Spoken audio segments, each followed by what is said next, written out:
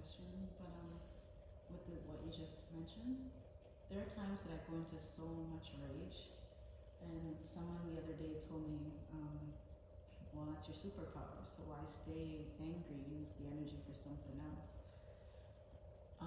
Now that I catch myself in it and I stop what I'm doing, what do I do with it? Because I almost feel like I can fly if I could convert it into something. It's so intense. I see.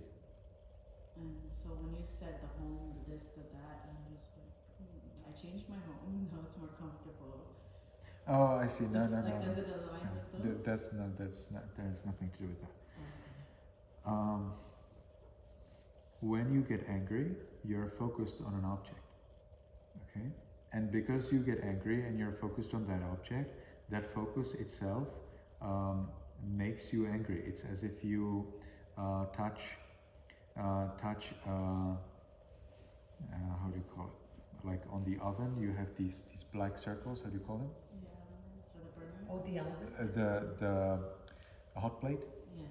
Let's say that you touch a hot plate on the oven, and you are angry with it, so you press it more.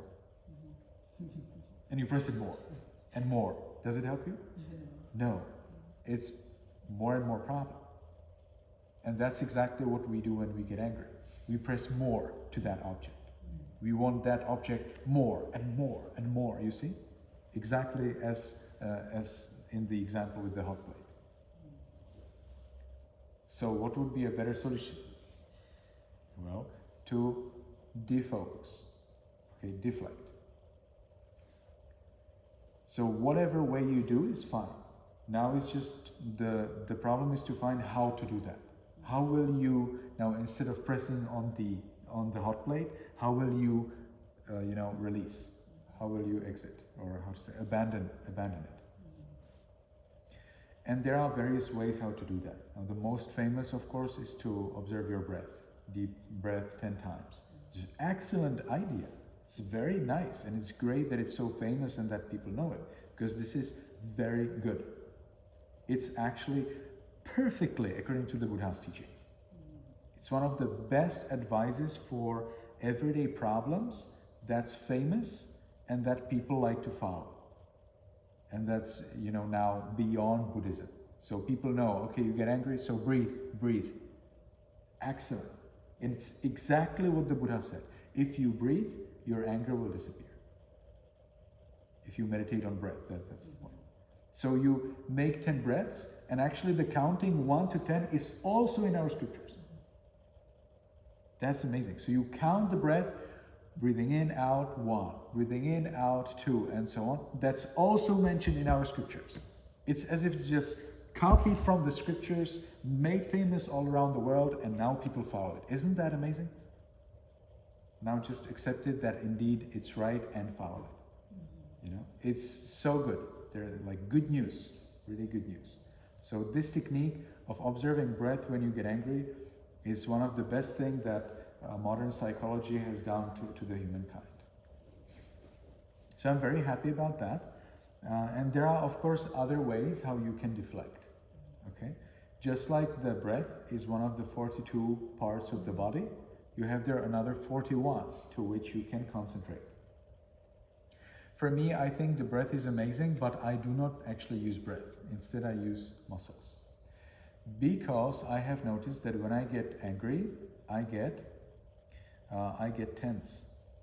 I get a kind of like muscle spasm, and that muscle spasm supports that anger. Now, if I release, then the anger does not get the support, and therefore it's peaceful. And moreover, the mind is again deflected to something else. It's deflected to the muscles from the object of the anger. The object of the anger could be the person, or the thing that we remember, or the problem that we can resolve, or whatever it is. So we need to deflect the mind from that object to whatever else.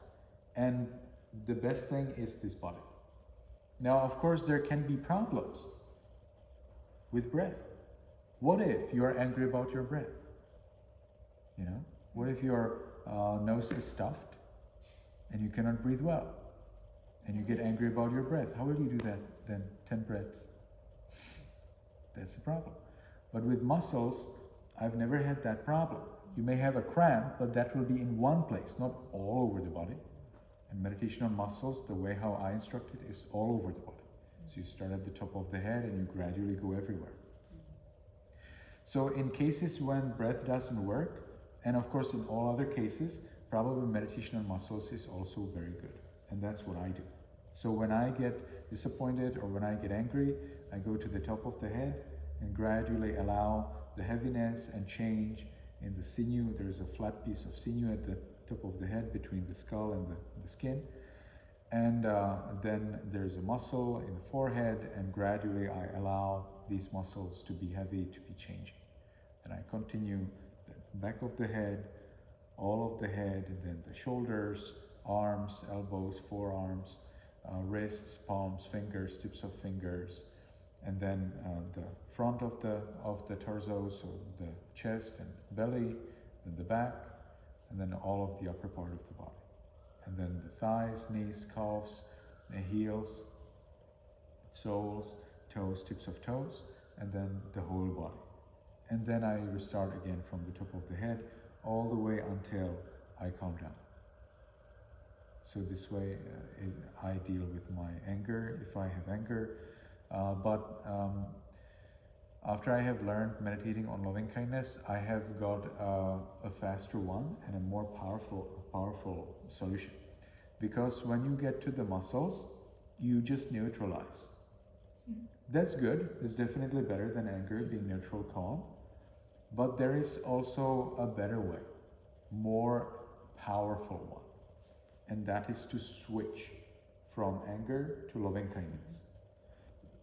To switch from anger to loving kindness, there is one big problem, and it's actually with all of the methods.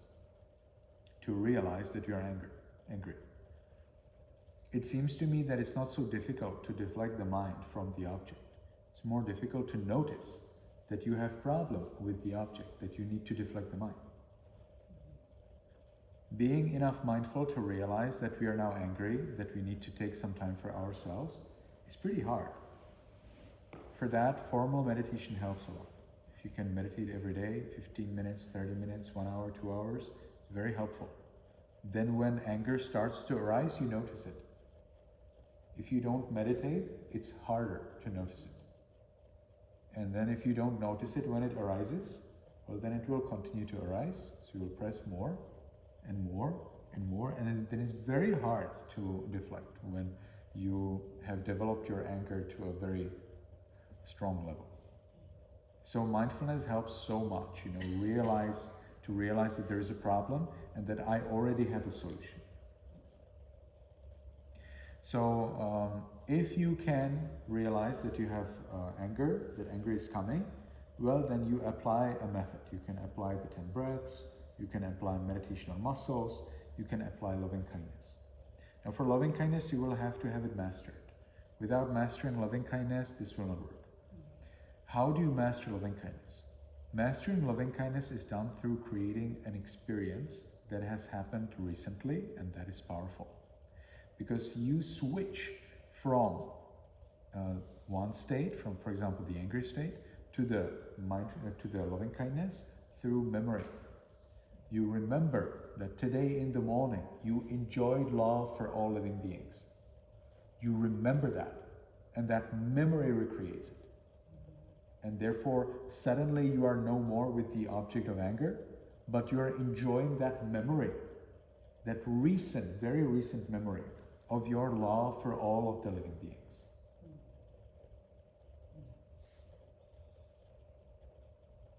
Is that the answer you needed, or any more questions? Yeah, it makes sense. When you're talking about the body and the muscles, is that similar to yoga nidra? It's when in yoga when they lie down, somebody just calls out the muscle parts, and then you imagine it filled with sand, and the sand drains out. And they call out, say, your right shoulder. Imagine it filled with sand, and then the sand drains. Is it similar to that when you're paying attention? That seems to be some kind of imagination, and in Buddhism we do not have imagination, not in Theravada practice. Okay. In Mahayana you do have imagination, but not in Theravada. It's very interesting. Okay. Yeah, In Theravada practice, whatever are the techniques, even the weirdest techniques of all, you do not imagine something that is not. You do imagine, but I distinguish two kinds of imagination. Imagination of something that is not. For example, you don't have sand in your muscles.